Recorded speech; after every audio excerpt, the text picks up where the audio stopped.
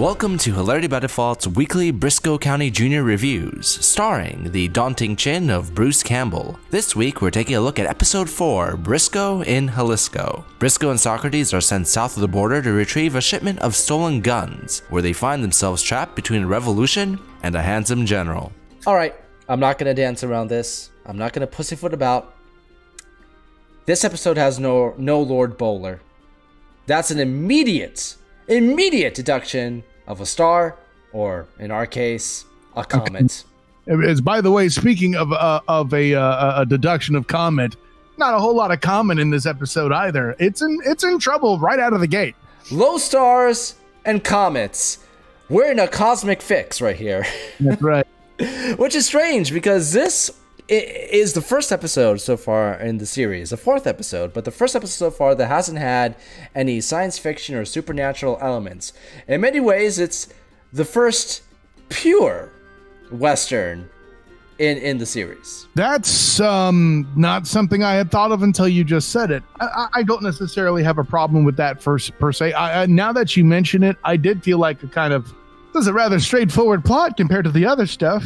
But when I kind of realized that, I'm like, go on. But it never dawned on me that could be it, maybe in part because there was no out there elements in play. It does deliver a pure Western, but it's the most cliched Western plot that we've seen it before. We've seen it in Westerns from Bonanza to Disney Zorro, even episodes of MacGyver.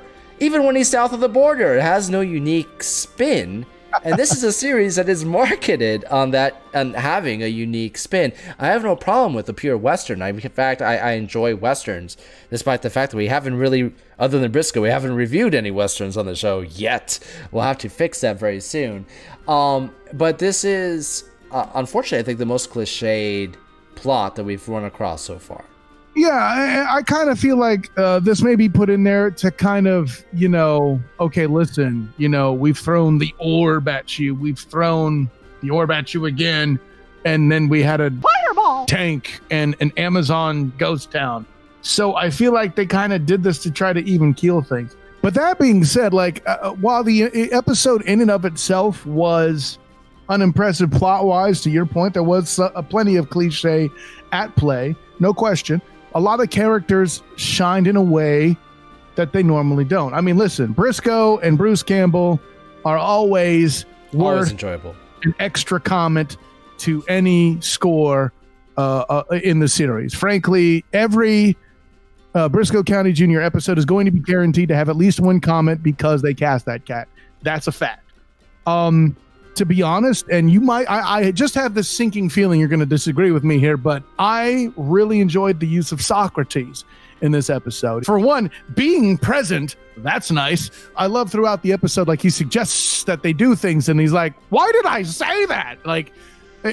Maybe it's stuff that's out of his character for him to do, but the fact he questions it, I think there's a little meta kind of a joke there. I agree with you. I think that this episode, in a way, was kind of designed to further establish Socrates. Unfortunately, it falls a little short because I think he's most effective as comic relief in this episode. There are going to be future episodes where you learn a little bit more, that focus a little bit more and expand on him as a character. I'm happy to see him used better. I think this is his best use so far. And he probably has my favorite comedic line in the episode. Be sure to compliment him whenever you can. He's a little insecure. You're a very handsome man, General. That was great. And actually, to be honest, as a quick aside, the character of the General, there were cliche elements to him, but man, he was fun. And the interaction between him and Brisco, and then later between him and the big bad, so to speak, with her own form of humorous. I think the general character was something somebody had fun with playing around with writing-wise. But going back quickly to Socrates, I see what you're getting at from an episode-wide standpoint. Easily the best uses of him within a full episode, sure. But I still think his best use is in a scene similar to going back to the tank episode where he's giving Lord Bowler his bounty. That kind of exchange where the intelligence and the brain is interacted along with the brawn, is where he shines best. I agree with that. I meant in a longer form. Episode wide. Yeah. Even with that funny line, even though he's used for comedic relief, he does a very good job with it. And going back to that, to "You're a handsome man," it's not just. I mean, yes, it's a very funny line, but it's very indicative of his character. Somebody of that elegance, of that stature, would actually go to that as a compliment, and obviously it backfires because he's with more ruffian type characters. Even Brisco is he's down to earth. He's always dirty. So yeah, I see what you did there. Real quick, I know we kind of glossed over it. The open to this episode where he's where he's at the poker game. The contest of poker cheats. Exactly. That was, first of all, some of that stuff was ridiculous, but I'm like, you know what? I'm rolling with it. And at the end where the guy goes, "Nope, put your guns away, boys. You cheated me fair and square."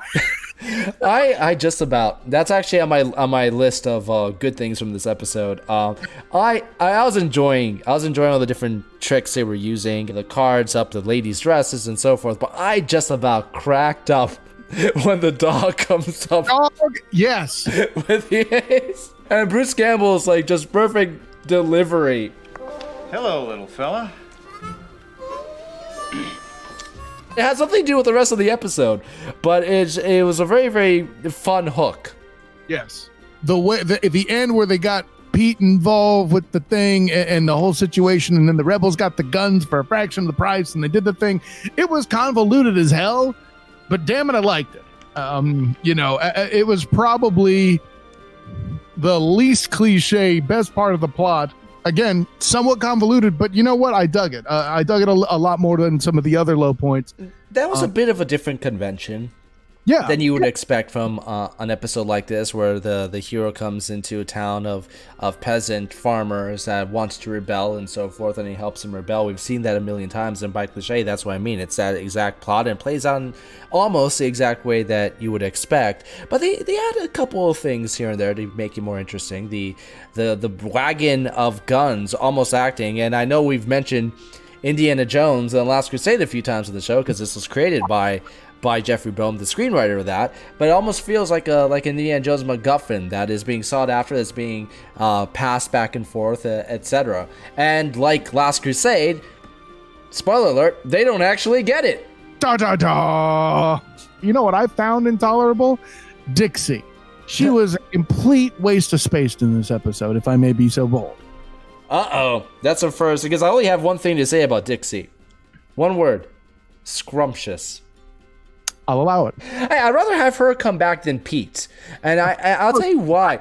He's too over the top. And this is a series that is already running the line of being over the top by its very, very premise. Okay? And I get that.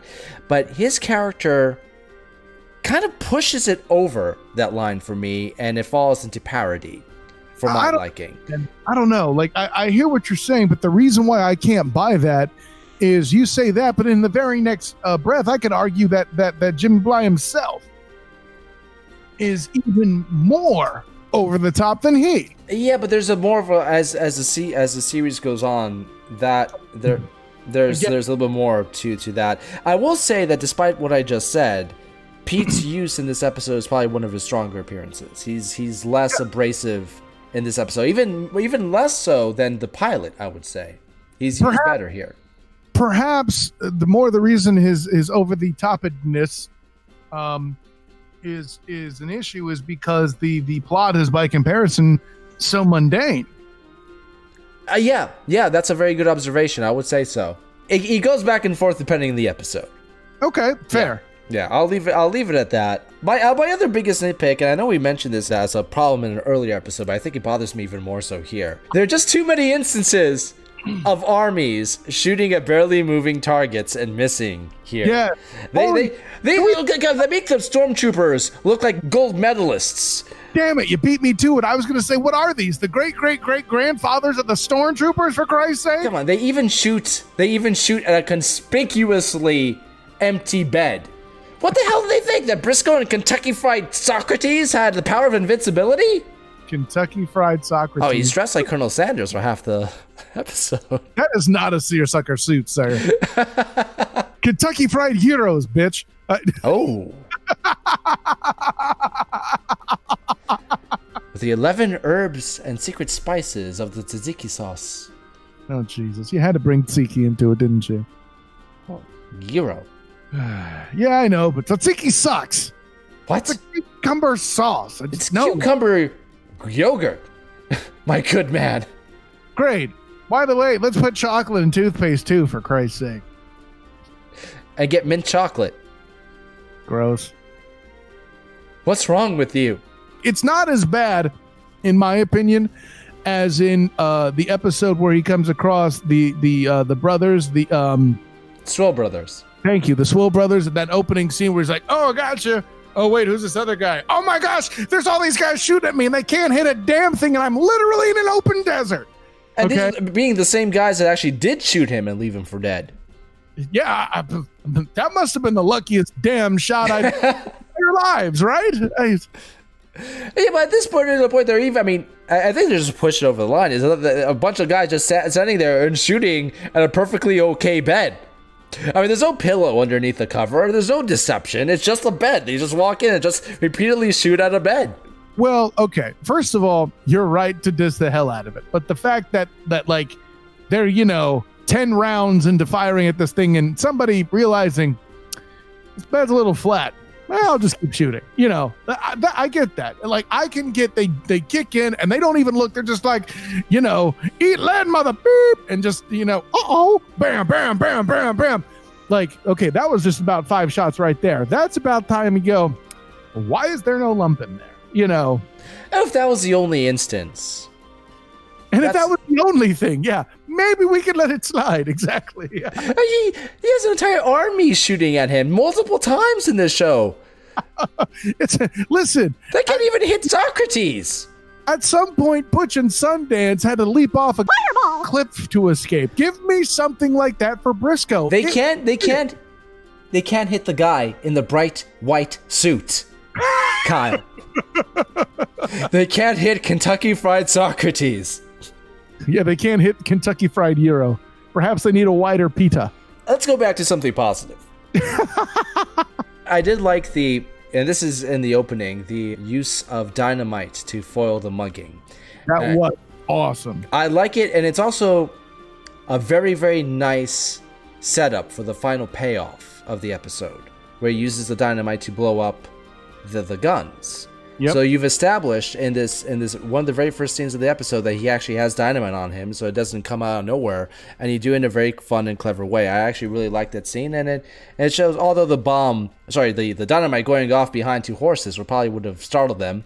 But yeah, I had that same thought. The one thing I will say as a positive for this show is if you saw this episode 4, if you saw this episode and still enjoyed it, you're going to fall into what I would call the cheese pizza defense. And actually, it's used by Johnny Depp's character in Once Upon a Time in Mexico as the pork chop defense, right? He doesn't call it that, but I'm calling it that. The concept is you go into a restaurant, in this case, a pizzeria. If you're truly trying to test it, you get a cheese pizza and see if sampling that, in fact, changes your life. In its purest form, a margarita pizza is just tomato sauce, crust, cheese, and some herb and spice, right?